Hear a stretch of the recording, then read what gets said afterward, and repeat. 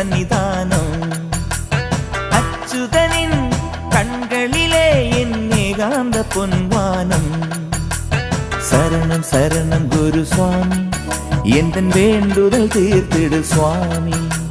இருமுடி ஏந்தினும் சாமி, இது சுமையல்ல சுகமே சுவாமி.